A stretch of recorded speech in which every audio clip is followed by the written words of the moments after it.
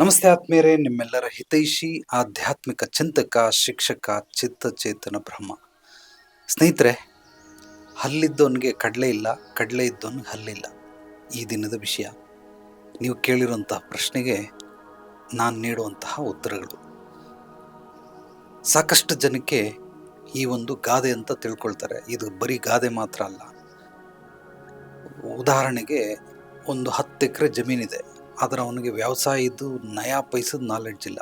ಅವರ ತಾತನೋ ಮುತ್ತಾತನೋ ಯಾರ್ದೋ ಒಬ್ಬರದು ಹಾಕ್ಬಿಟ್ಟು ಬಿಟ್ಬಿಟ್ಟಿದ್ದಾರೆ. ಅದು ಸುಮ್ಮನೆ ಮುಳ್ಳುಗಿಡಗಳು ಬೆಳ್ಕೊಂಡಿದೆ. ಇನ್ನೊಬ್ಬ ಅತ್ಯದ್ಭುತವಾಗಿ ವ್ಯವಸಾಯ ಮಾಡೋದನ್ನು ಕಲ್ತಿದ್ದಾನೆ, ರೈತ. ಅಂದರೆ ವಂಶ ಪಾರಂಪರೆಯಾಗಿ ಅವನು ರೈತ, ಆದರೆ ಅವನ ಹತ್ರ ಜಮೀನಿಲ್ಲ. ಈಗ ಜಮೀನು ಇರೋನು ಏನೂ ಮಾಡ್ತಾ ಇಲ್ಲ, ಕೆಲಸ ಗೊತ್ತಿರೋನ ಹತ್ರ ಜಮೀನಿಲ್ಲ. ಈಗ ಇವರಿಬ್ಬರು ಒಂದಾಗಬೇಕು. ಹೇಗೆ ಒಂದಾಗೋದು?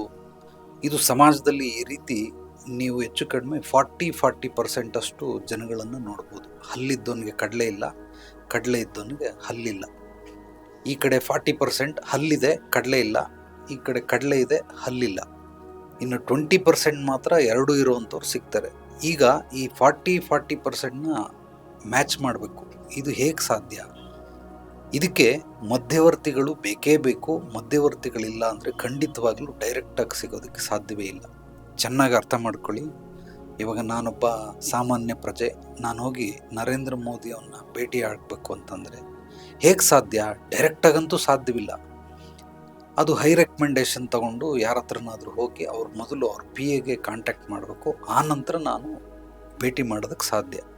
ಅದೇ ರೀತಿ ಯಾವುದೇ ವ್ಯಕ್ತಿಗಳು, ಇರುವವನು ಇಲ್ಲದೇ ಇರುವವನು, ಇವರಿಬ್ಬರನ್ನ ಭೇಟಿ ಮಾಡಿಸ್ಬೇಕು ಅಂತಂದರೆ ಮಧ್ಯವರ್ತಿಗಳಿಂದನೇ ಮಾತ್ರನೇ ಸಾಧ್ಯ ಹೊರತು ಬೇರೆ ಯಾರು ಡೈರೆಕ್ಟಾಗಿ ಸಿಗೋದಕ್ಕೆ ಸಾಧ್ಯವಿಲ್ಲ. ಡೈರೆಕ್ಟಾಗಿ 100ರಲ್ಲಿ ಕೇವಲ 10% ಸಿಗಬಹುದು, ಹೆಚ್ಚಂದರೆ ಒಂದು 15% ಸಿಗಬಹುದು. ಆದರೆ ಇನ್ನು ಮಿಕ್ಕಿದೆಲ್ಲವೂ ಕೂಡ ಇಂಡೈರೆಕ್ಟ್. ಇಂಥವ್ರನ್ನ ಸೂತ್ರಧಾರಿಗಳು ಅಂತ ಕರೀತಾರೆ. ಉದಾಹರಣೆಗೆ, ಮಹಾಭಾರತ ನಡೆಯೋದಕ್ಕೆ ಸೂತ್ರಧಾರಿ ಯಾರು? ಕೃಷ್ಣ ಪರಮಾತ್ಮ. ರಾಮಾಯಣ ನಡೆಯೋದಕ್ಕೆ ಸೂತ್ರಧಾರಿ ಯಾರು? ಹನುಮಂತ. ಅದೇ ರೀತಿ ಪ್ರತಿಯೊಂದು ಘಟನೆಗಳು ಇಲ್ಲಿ ನಡಿಬೇಕಾದ್ರೆ ಸೂತ್ರಧಾರಿಗಳು ಬಹಳ ಬಹಳ ಮುಖ್ಯ. ನಿಮ್ಮ ಸಮಸ್ಯೆಗಳಿಗೆ ಪರಿಹಾರಗಳನ್ನು ನೀಡುವಂಥವ್ರು ಯಾರು? ಅವರು ಯಾರ ಹತ್ರ ಪರಿಹಾರಗಳಿದೆ ಅಂಥವ್ರು. ಆಧ್ಯಾತ್ಮಿಕ ಪರಿಹಾರ ಕೇಂದ್ರ ಅಂತ ಈಗ ನಮ್ಮ ಆಫೀಸಿಗೆ ಬರುವಂಥವ್ರು ಒಂದಷ್ಟು ಜನ, ಅಂದರೆ ಕೆಲವರು ಗುರುಗಳು ಪರಿಹಾರಗಳನ್ನು ನೀಡ್ತಾರೆ. ಈಗ ನೀವಾಗಿ ನೀವು ವಿದ್ಯೆ ಇದೆ, ಸರಸ್ವತಿ ಹತ್ರ ಹೋಗಬೇಕು ಅಥವಾ ಲಕ್ಷ್ಮಿ ಹತ್ರ ಹೋಗಬೇಕು. ಸರಸ್ವತಿ ಹತ್ರ ಹೋಗೋದಕ್ಕೆ ಹೇಗೆ ಸಾಧ್ಯ? ಯಾರಾದರೂ ಹೇಳ್ಕೊಡೋವಂಥವ್ರು ಬೇಕೇ ಬೇಕಲ್ಲ. ಇವರನ್ನ ಸೂತ್ರಧಾರಿಗಳು ಅಂತ ಕರೀತಾರೆ. ಈಗ ಒಬ್ಬ ಈಜು ಬರ್ತಾನೆ, ಈಜು ಹೊಡಿತಾ ಇದ್ದಾನೆ. ಇನ್ನೊಬ್ಬ ಈಜು ಬರಲ್ಲ, ನಿಂತ್ಕೊಂಡು ನೋಡ್ತಾ ಅವನೇ. ಅವನಿಗೂ ಆಸೆ ಈಜು ಹೊಡಿಬೇಕು ಅಂತ, ಬಟ್ ಅವನಿಗೆ ಈಜು ಬರೋದಿಲ್ಲ. ಈಗ ಈಜು ಬರಬೇಕು ಅಂದರೆ ಯಾರ ಹತ್ರ ಹೋಗ್ಬೇಕು? ಕಲಿಬೇಕು. ಕಲಿಸ್ಕೊಡೋರ ಹತ್ರ ಹೋಗ್ಬೇಕು. ಆ ಕಲಿಸ್ಕೊಡೋರು ಯಾರು ಇರ್ತಾರಲ್ಲ, ಇವರು ಸೂತ್ರಧಾರಿಗಳು.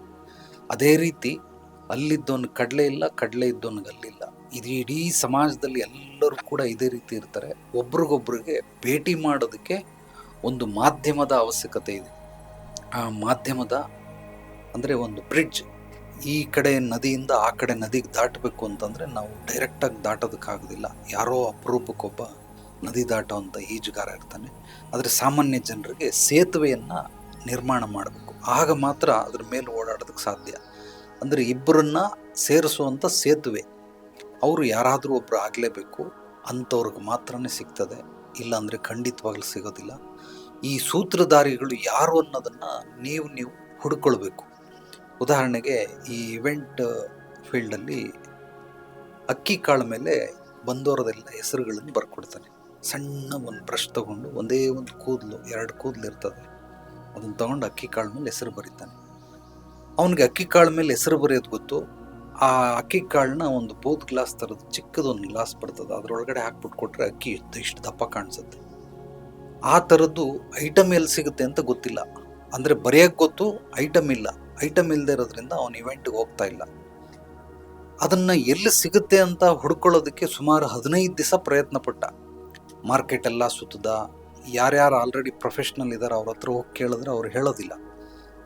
ಇದು ನಮಗೆಲ್ಲ ಬಾಂಬೆಲಿ ಸಿಕ್ಕಿದ್ರು, ಯಾರೋ ತಂದುಕೊಟ್ರು, ನನ್ನ ಹತ್ರ ಐತೆ, ಬೇಕಾದ್ರೆ ತಗೋ ಅಂತೇಳಿ ಜಾಸ್ತಿ ಬೆಲೆಗೆ ಮಾರಾಟ ಮಾಡ್ತಾರೆ. ಬಟ್ ಅದಕ್ಕೆ ಅಷ್ಟು ಬೆಲೆ ಇಲ್ಲ ಅಂತ ಗೊತ್ತು. ಅವನು ಹುಡುಕಿ 15 ದಿವಸ ಆದಮೇಲೆ ಅವನು ಅದನ್ನು ಸಿಕ್ತು. ಇದು ಹೇಗೆ ಸಿಕ್ತು ಅಂತಂದರೆ, ಯಾರ್ದೋ ಮೂಲಕ 4-5 ಜನನ್ನ ಕೇಳಿದ್ದಕ್ಕೆ ಯಾರೋ ಒಬ್ಬರು ಅವ್ರಿಗೆ ಗೊತ್ತಿಲ್ಲದೆ ಇದ್ರೂ ಕೂಡ ಕರ್ಕೊಂಡೋಗಿ ತಕ್ಕ ಮಟ್ಟಿಗೆ ಆ ಒಂದು ಲಿಂಕನ್ನು ಕೊಟ್ಟರು. ಅಂದರೆ ಇದನ್ನು ಸೇತುವೆ ಅಂತಾರೆ. ಇವರೆಲ್ಲರೂ ಸೂತ್ರಧಾರಿಗಳಿಲ್ಲ ಅಂದರೆ ನಿಮ್ಮ ಜೀವನದಲ್ಲಿ ಯಾವುದು ಸರೋಗೋದಿಲ್ಲ. ಕುಂತಿರೋ ಜಾಗಕ್ಕೆ ಏನೂ ಬರೋದಿಲ್ಲ. ನಾವು ಹುಡುಕಿದ್ರೆ ಮಾತ್ರ ಖೋಜನೆ ಸೆ ಭಗವಾನ್ ಭಿ ಮಿಲ್ತಾ ಅಂತಾರೆ. ಆ ರೀತಿ ಯಾರ್ಯಾರೆಲ್ಲ ಹುಡುಕಾಟ ಮಾಡ್ತಾ ಇರ್ತೀರ, ನನಗೆ ಏನು ಬೇಕು ಅನ್ನೋದನ್ನು ನಾನು ಚೆನ್ನಾಗಿ ಗೊತ್ತಿರೋದ್ರಿಂದ ಅದು ಎಲ್ಲಿ ಸಿಗುತ್ತೆ, ಯಾವಾಗ ಸಿಗುತ್ತೆ, ಯಾರಿಂದ ಸಿಗುತ್ತೆ, ಎಷ್ಟು ಅದ್ರ ಬೆಲೆ, ಸಂಪೂರ್ಣವಾದ ಮಾಹಿತಿಯನ್ನು ಕಂಡುಕೊಳ್ತೀನಿ. ಪ್ರತಿಯೊಬ್ಬ ವೃತ್ತಿಪರ ಅವನಿಗೆ ಟೂಲ್ಸ್ಗಳು ಬೇಕೇ ಬೇಕು. ಟೂಲ್ಸ್ ಇಲ್ಲ ಅಂದರೆ ಯಾರು ವೃತ್ತಿಪರ ಅಂತ ಅನ್ನಿಸ್ಕೊಳ್ಳೋದಿಲ್ಲ. ಆ ಟೂಲ್ಸ್ಗಳು ಎಲ್ಲಿ ಸಿಗ್ತವೆ ಅದನ್ನು ಕಲೆಕ್ಟ್ ಮಾಡ್ಕೊಳ್ಳಲೇಬೇಕು.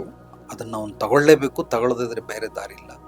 ಅದಕ್ಕೆ ಎಲ್ಲೆಲ್ಲಿ ಸಿಗುತ್ತೆ ಅಂತ ನಾವು ಯಾವುದೋ ಒಂದು ಯೂಟ್ಯೂಬಲ್ಲೋ, ಫೇಸ್ಬುಕ್ಕಲ್ಲೋ ಅಥವಾ ಇನ್ಸ್ಟಾಗ್ರಾಮಲ್ಲೋ ಅಥವಾ ಯಾರೋ ಒಬ್ಬರು ಸ್ನೇಹಿತರ ಹತ್ರನೋ ಈ ರೀತಿ ಹೋಗ್ತಿರಲ್ಲ, ಇದೆಲ್ಲವೂ ಕೂಡ ಸೇತುವೆ. ಅಂದರೆ ನಾನು ಏನು ಹೇಳಕ್ಕೆ ಬಯಸ್ತಾ ಇದ್ದೀನಿ ಅಂದರೆ, ಹಲ್ಲಿದ್ದವನು ಕಡಲೆ ಇಲ್ಲ, ಕಡಲೆ ಇದ್ದವನು ಹಲ್ಲಿಲ್ಲ.